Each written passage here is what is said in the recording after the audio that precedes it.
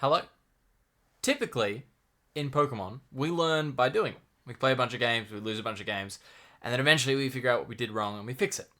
But there are some board states that occur so rarely and are pretty complicated that we might not find them until round 8 of a tournament, and then we lose to it, and it may never happen again.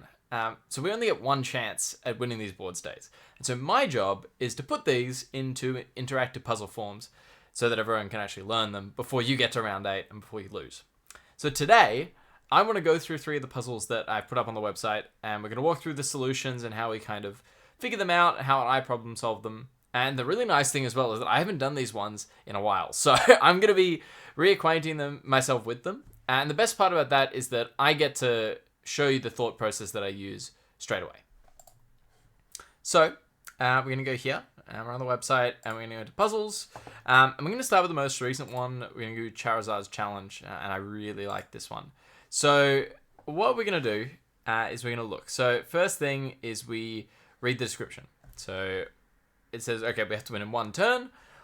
Already I'm looking, there's 3 prizes each. So we're going to have to take at least 1 2-prize knockout. And normally in something like this is pretty easy for Charizard. We would just Dust Noir something or Dusclops something, and then we would take a 2-prize knockout. So first, let's check for resources. So when we get dumped into a puzzle like this, we need to acquaint ourselves. So let's check the deck.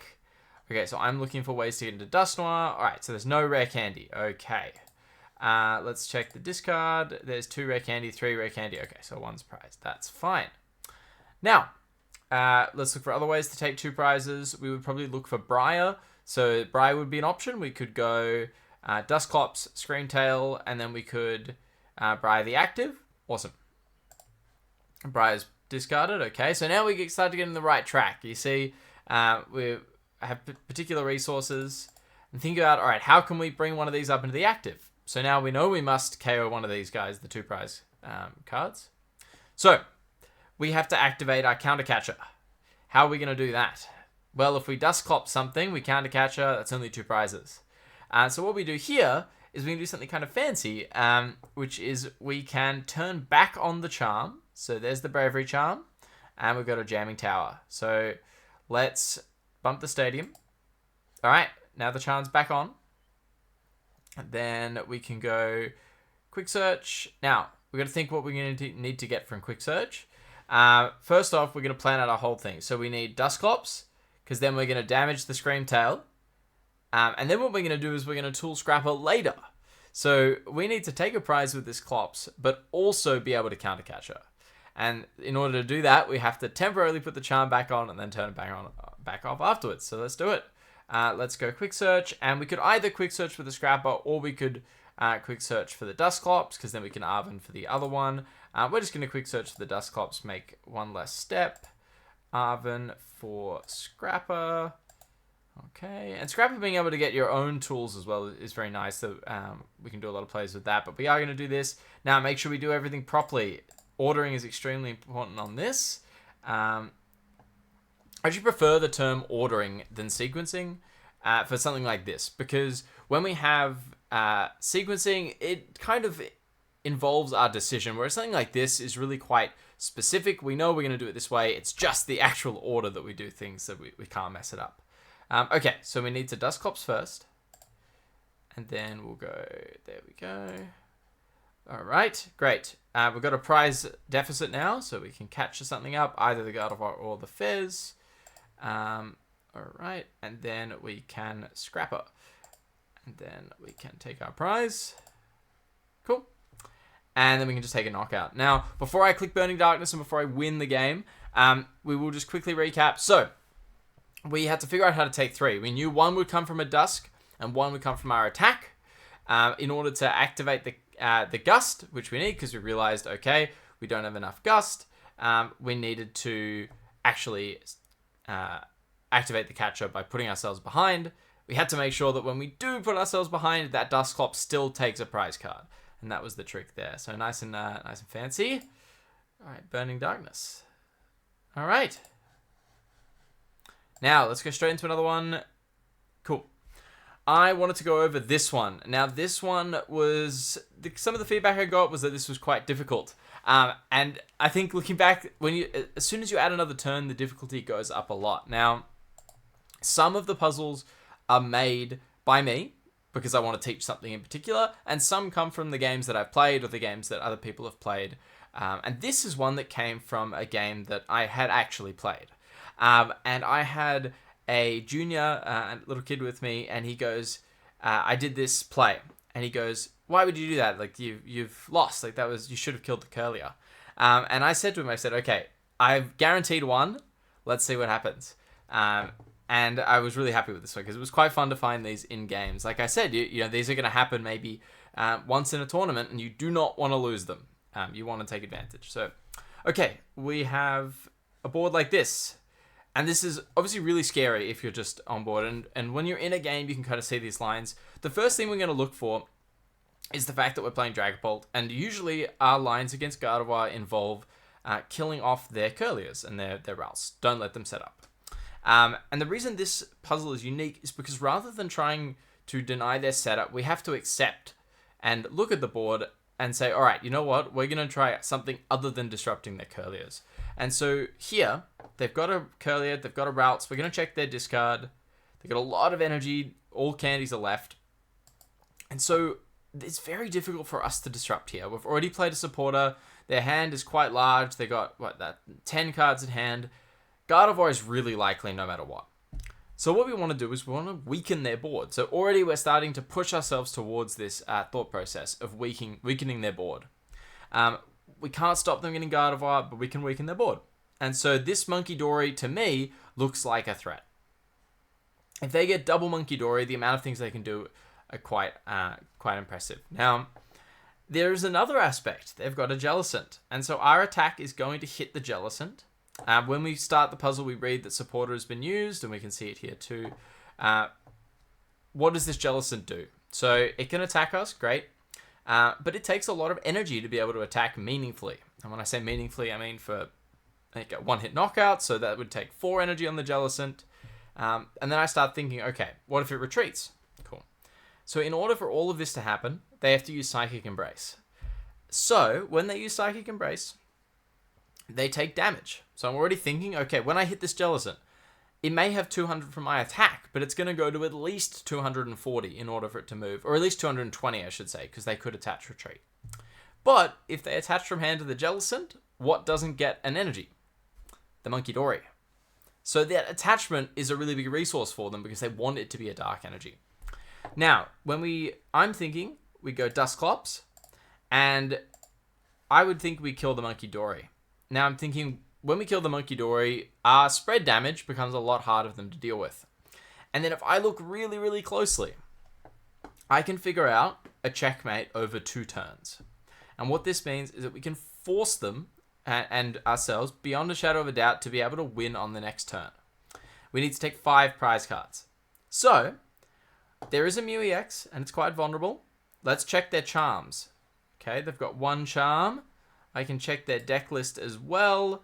Now, most up-to-date Gardevoir lists now have lots of charms, but for this, we can check their deck list. Let's see, and we can find, okay, they've only got 1 charm. Now, if they did have more, most tradable lists play 2 Jamming Tower, so usually we can still go for this line anyway. So, okay, but the Gardevoir Jellicent's typically just the 1.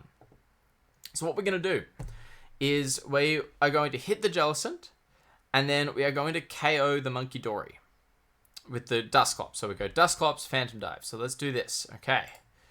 Now. And then we go Phantom Dive, kill the Monkey Dory. Now I need to think, what are they threatening on their next turn? Because Gardevoir can do a lot of scary stuff. We've managed to get rid of 1 Monkey Dory, so that's minus 30 damage, but that's also 30 damage on their board that stays. I'm scared of the Mew EX. Now Genome Hacking will copy my Dragapult's attack. It'll hit for weakness, and it will kill a Dracloak. Because when they go Adrenabrain plus the 60 from my Phantom Dive, I'm going to lose both my Dragapult and my Dracloak. Now, for me, I want to be able to Phantom Dive next turn, because I want to spread damage, and I at least want to have the option. So, we can think, alright, we've got a great plan on our opponent's board, and we're going to evolve to protect the Dracloak. Now, when you're in this situation, what you can actually realize is that we can win in 2 turns. Now, we were alluding to that, but we didn't do the math. Let's watch it happen. It's going to be easy to watch it unfold. So we're going to attack, and we're going to knock out the Monkey Dory. All right, the checkpoint has been passed. They're going to play through their turn. There's the Gardevoir. There's the Clefairy. Dark to the Monkey Dory. Now, they've attacked with the Jellicent. We promote Dragapult. Okay. Now, one of the big things here is that we saw this Jellicent now has more damage on it. Now, even if they had have retreated, they would still have enough for us to Phantom Dive. They've got 40 left. Okay. And even if they attached 1 less energy, which was the minimum they had to, they would still have 60 left, and then we can just take a 4-prize turn again. So what we've done here is we've taken advantage of Gardevoir's self-damage. Because we can manipulate damage so much, sometimes we can use that against them. And by removing one of the Monkey Dories, the healing as well became a lot reduced, and so therefore our damage and their damage all added together for a really nice 4-prize turn there. Now, this was so confirmed because before we continue, we can also see that their discard pile, if we go back, I'm going to go back to this and we'll just check their discard pile one more time so we can see, is that they do have all of their Iono gone. Now, these resources in these puzzles are often a little bit more exaggerated so that we can have a perfect solution. In a game, I would still go for a line like this, but I like for you to be able to have a guaranteed solution based on resources, and it's really good practice to look at your opponent's resources and come up with plans based on restrictions, so that is certain actions that they can't do. Awesome. We're going to go through one more now, and I really wanted to go through this because this is one of my favorites, the Grimmsnarl froslass one. So, a lot of people said to me, Henry, why is there a counter gain in Grimmsnarl? Well, that should already flag you that there is something going on here. But Blood Moon is great in Grimmsnarl anyway. So what we're going to look at, we're going to think 5-prize turn again. Let's see. So there's 3 damage Pokemon. Well, 3 Pokemon within Monkey Dory range, I should say. So we've got a Dusclops, a Dracloak, and a Badoo. But we need to be able to take the last prize. Now, already I see, I'm playing Grimmsnarl, so I see an Impidimp. So I'm going to start looking for ways to get a Grimmsnarl, because that would kill the Latias. And if I can kill Latias, Badoo, Dracloak, and Dusclops, then I'll win this turn. Let's see if I can do that. So I would need a candy. Do I have a candy? No. So Grimmsnarl, not an option. How can I take this Latias out? Because I know that one of these 2 prizes has to get knocked out. So I'm going to start looking for Pokemon with a lot of damage in their attack. I'm going to look at the discard. Blood Moon Ursaluna it is. So now we know, well, it must involve Blood Moon Ursaluna. Okay. And I can attack with it. Alright, so let's see. So 2 Monkey Dories is 1 prize, 2 prize. That's not going to do it with the Latias. So I'm going to need a 3rd monkey. I now know exactly where my 5 prizes are coming from. So we're not dealing with the active. We're dealing with the bench, the Badoo, the Dracloak, the Dusclops, and the Latias. Let's see if I have Gust. So if I have a catcher, good. I've got catcher, so Arven is going to get me my catcher for sure. So now we've figured out, all right, my Arven's going to get the catcher.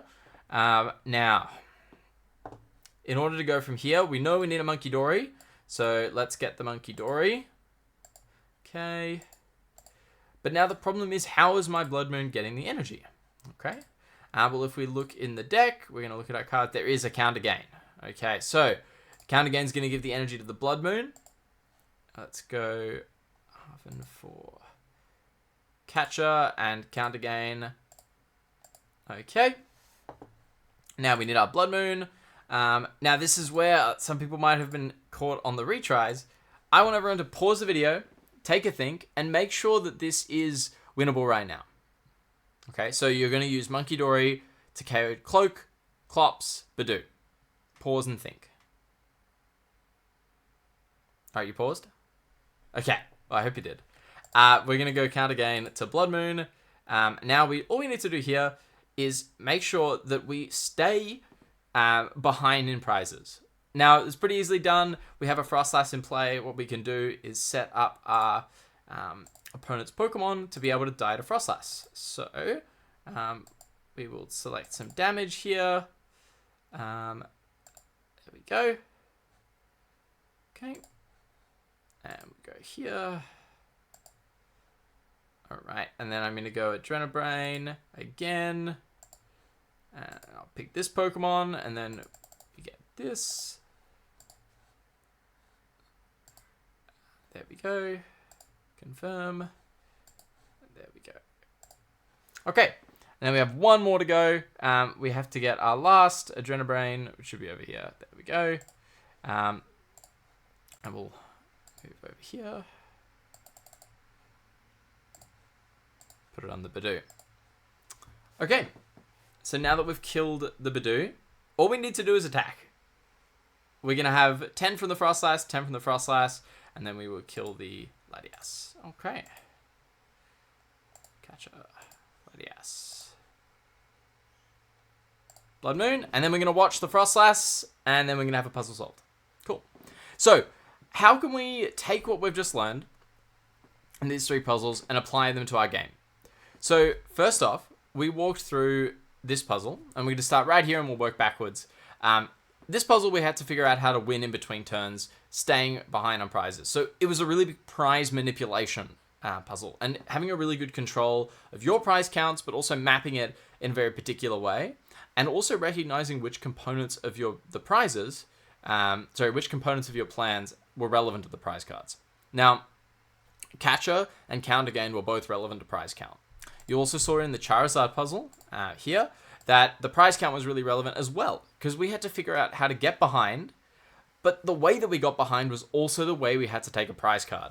And so figuring out, can we actually cover all bases with these pieces, and thinking really outside the box. And the jamming plus the scrapper is quite fun, but that's a really nice way to visualize how we can use these prize-based manipulations. So let's go back. The last one that I wanted to cover is this Jellicent one. And this one, we can think of, when we play these matchups, how can we weaken our opponent's board? And how is it best to do that? Because sometimes there's no point disrupting them and making life harder for them if they're just going to have a 90% chance anyway. So by killing the Curlier here, they may have like a 10% lower chance to get their Gardevoir, right? But it might go down from 100 to 90%.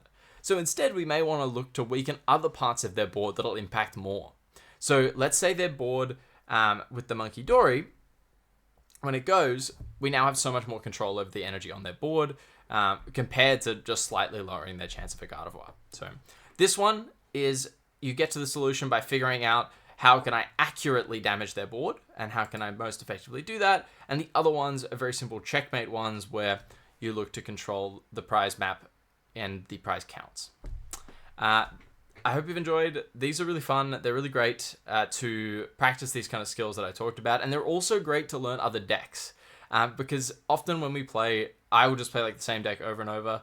And then these are really good ways to force yourself to learn a little bit, because you should know how to play at least against every deck in the format. So enjoy.